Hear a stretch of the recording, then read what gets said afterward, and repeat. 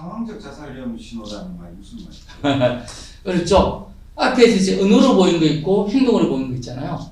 상황이란 것은 쉽게 말하면 어떠한 상황이 온 거지. 다시 말하면 그 사람한테 극심한 스트레스 상황이 오는 경우가 있죠.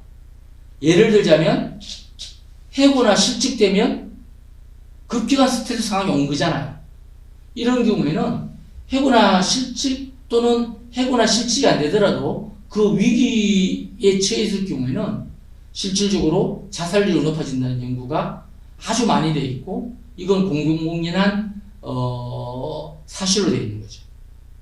그리고 또한 업무를 제가 뭐 예를 들어 10년 동안 이 업무를 했는데 업무가 새로운 업무로 바뀌었잖아요.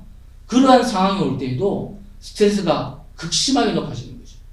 또한 예를 들자면 우리가 이제 감정노동의 직군이 많잖아요, 요즘요. 그래서 우리 감정노동자들에게 따뜻한 말을 해주는 게 굉장히 중요한데요.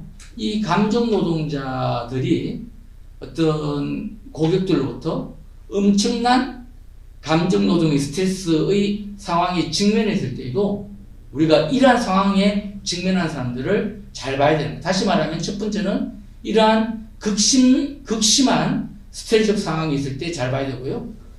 또 하나는 신체적 질환이 있는 경우에요. 상황이 예후가 좋지 않은 신체적 질환을 진단받은 경우 굉장히 위험한 상황이거든요. 이때 우리가 정말 위로와 격려, 따뜻한 관심이 굉장히 중요하죠.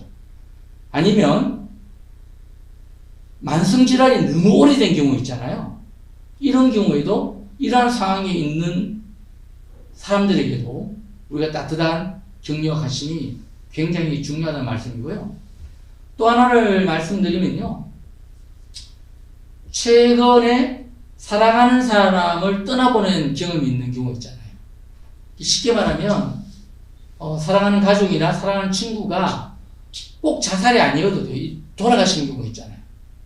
이 돌아가신 자들의 그 유가족의 자살 위험은요. 우리나라는 지금 연구가 정확하게 안 되어 있는데요. 외국 연구를 보면 최근에 사랑한 사람이 뭐 자살이든 뭐 여러 가지 이유로 돌아가신 경우에는 자살할 확률이 유가족이 자살할 확률이 한 8.3배 정도 높다고 해요. 특히 사랑한 이가 자살로 돌아갔을 경우에는 더욱더 충격이 크죠.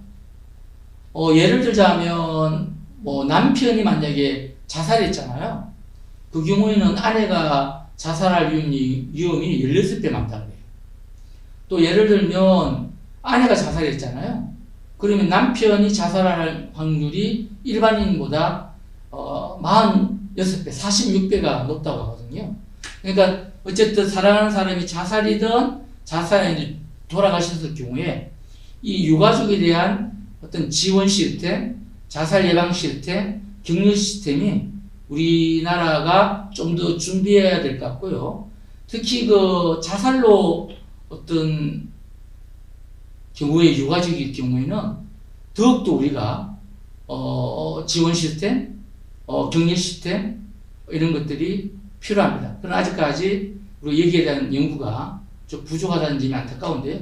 우리가 좀 더 모두 관심을 갖고 또 국가 그리고 사회 그리고 우리 개인 모두가 좀 관심을 가져야 될 점입니다. 저는 그렇게 생각하죠.